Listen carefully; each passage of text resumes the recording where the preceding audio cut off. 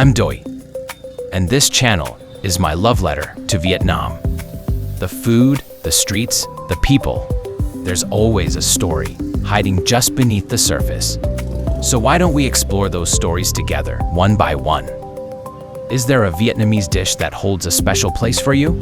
Whether it's from a trip abroad or a restaurant around the corner, most of us have had our first encounter with Vietnamese food. But imagine how much richer that experience becomes when you know the story behind what's in front of you. Starting today, I'll be taking you through the history, the culture, and my personal favorite spots behind the dishes that make Vietnam unforgettable. Our first journey begins with the dish that wakes up Vietnam every morning. The one most of us know simply as Vietnamese noodle soup. But this is no ordinary bowl of noodles. It carries the weight of Vietnam's modern history in every sip. In Vietnamese, it's called pho, and it's widely believed to have originated in the northern city of Hanoi. It didn't start in a restaurant. It began on the shoulders of street vendors, known as pho gun, men and women who carried their entire kitchen on a pole, selling warm bowls of noodle soup as a simple morning meal. Now, where exactly did pho come from? There are three compelling origin theories that continue to coexist. The first points to Nam Dinh, a province near Hanoi, in the late 19th century. As industrialization brought factory workers into the city, people needed something fast, filling, and affordable. A bowl of noodles in bone broth became exactly that. But then, there's a very different theory from across the sea.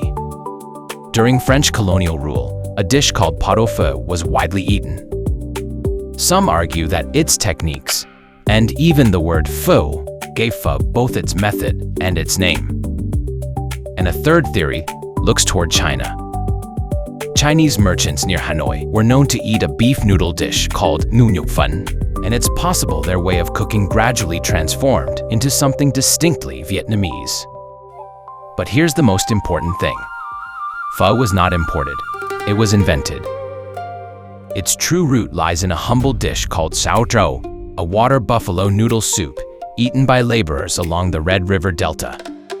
When the French left behind beef bones, those workers began simmering them into broth, replacing buffalo with beef. That moment of creative adaptation, that was the real birth of pho. And yet, none of this would have been possible without the land itself. Vietnam is one of the world's largest rice exporters, blessed with the vast, fertile deltas of the Mekong and Red Rivers. This abundance of rice didn't just feed people. It inspired them to transform a single grain into thousands of different forms. And of all those forms, pho is perhaps the most refined. It is rice, elevated to an art form.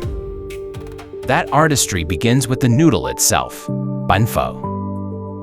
Made from 100% rice, with no wheat or gluten, these noodles are light, silky, and delicate. When they absorb a rich, slow-cooked broth, that's when the true character of pho comes alive. And that broth demands patience and rewards it.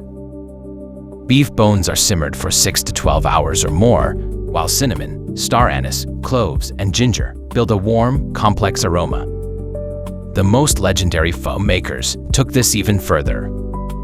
Some hand-ground their rice using stone mortars to achieve the perfect texture, while others refused to use metal tools when preparing chili paste, believing it would alter the flavor.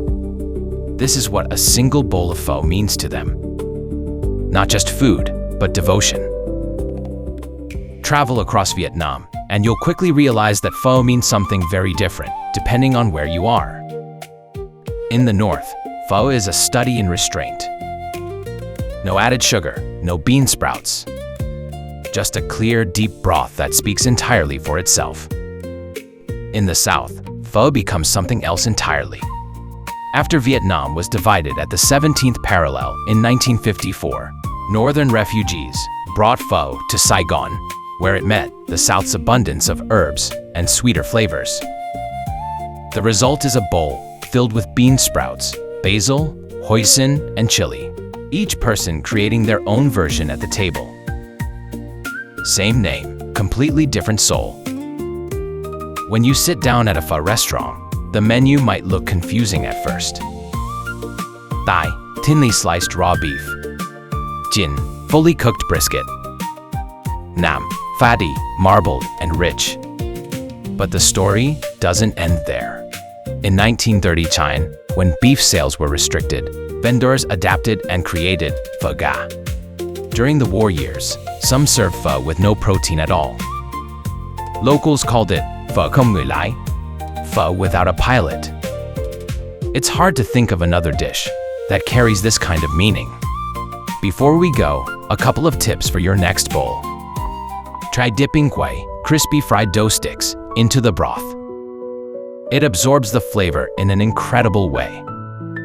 On the side, you'll often find a plate of fresh herbs, Thai basil, bean sprouts, sliced chili, and lime.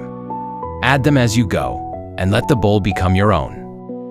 And then, there are the sauces. Hoisin sauce adds a deep, sweet richness. Chili sauce brings the heat. One thing you should know about cilantro. Some bowls come with it, some don't. And if it's not your favorite, just say so. No one will judge you.